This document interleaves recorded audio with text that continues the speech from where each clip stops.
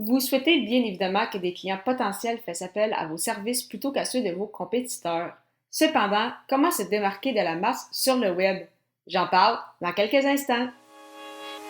Les médias sociaux en affaires est votre rendez-vous hebdomadaire pour en connaître davantage sur les différents réseaux sociaux et les plateformes de création de contenu dans un contexte d'affaires. Chaque semaine, je, Amélie Delebel, répondrai à une question thématique qui vous permettra d'appliquer concrètement ces conseils pour votre entreprise. C'est parti! Bonjour et bienvenue sur les médias sociaux, émission 79, une 25e dans le cadre de ce défi J'envoie. Et je réponds aujourd'hui à la question « Comment se démarquer de la compétition sur le web? » Donc, sans plus tarder, j'y vais de ce pas. Donc, premier point, avez-vous un site web mis à jour, un site web clair, détaillé et qui explique c'est quoi les valeurs, c'est quoi votre mission et quels sont les services de votre entreprise? C'est au départ un très très bon point à vérifier parce que oui, avoir un site web, c'est de base. Il y a beaucoup d'entreprises qui en ont effectivement un. Cependant, c'est un site web qui n'est pas toujours mis à jour. Des fois, c'est pas toujours très clair qu'est-ce que l'entreprise offre.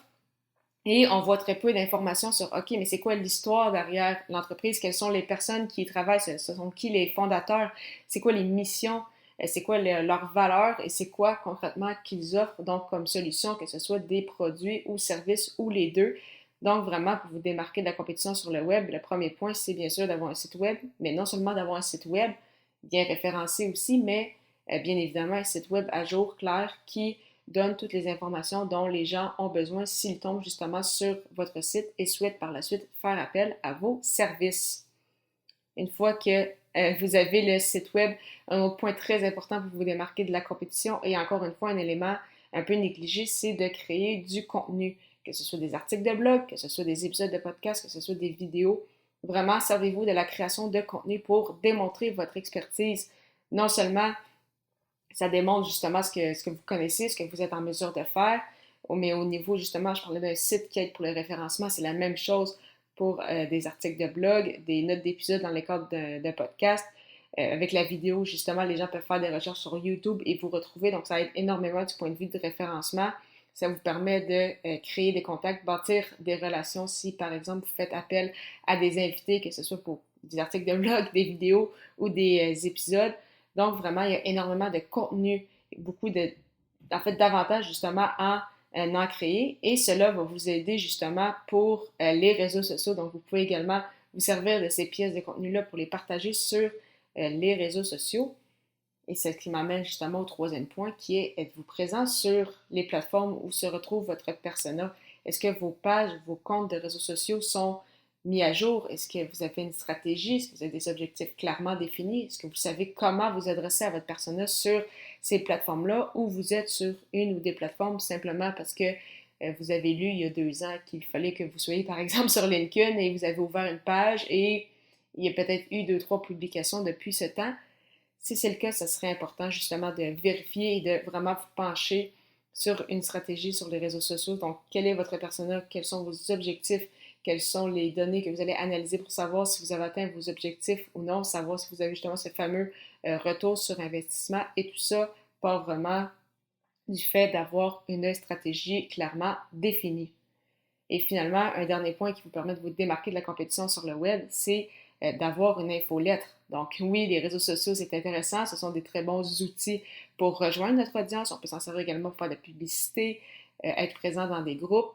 Mais l'infolette, c'est un des rares éléments du web actuellement qui vous appartient. Donc l'infolette, les gens qui vous donnent leur adresse courriel, toutes ces informations-là sont à vous. C'est très utile pour fidéliser des clients, bâtir justement des relations sur le long terme et par la suite, bien sûr, faire la promotion de vos produits, de vos services. Et comme les gens vous connaissent, un peu comme avec la création de contenu, c'est beaucoup plus facile justement de créer des liens et par la suite de convertir ces gens-là plutôt que de tenter de vendre vos produits et services à des gens qui ne vous connaissent peut-être même pas encore. Donc, c'est possible encore aujourd'hui, en 2022, de se démarquer de la compétition sur le web.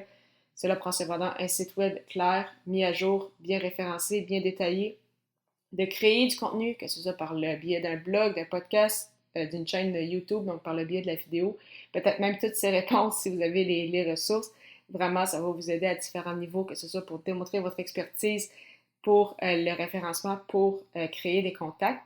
Il faut également être présent sur les réseaux sociaux où se retrouve bien évidemment votre persona, mettre ces pages-là, ces comptes d'entreprise-là à jour et surtout avoir une stratégie pour ne pas publier uniquement pour publier, mais vraiment pour publier avec des actions stratégiques en tête. Et finalement, si vous ne l'avez pas encore fait, bâtir votre infolette pour fidéliser vos clients, des clients potentiels et bâtir des relations solides. Parlant de réseaux sociaux et d'infolettes, si vous souhaitez une plateforme pour vous aider à les rédiger, donc que ce soit les publications sur les réseaux sociaux, que ce soit des pages de vente, que ce soit vos courriels, je vous recommande la plateforme française Scriber qui rédige avec vous des textes qui convertissent. Pour l'essayer, simplement vous rendre au amidelabel.com/Scriber, Scriber. Au plaisir de vous retrouver à l'émission 80 de son podcast et une 26e dans le cadre de ce challenge, soit comment définir sa stratégie sur les réseaux sociaux. Au plaisir de vous y retrouver.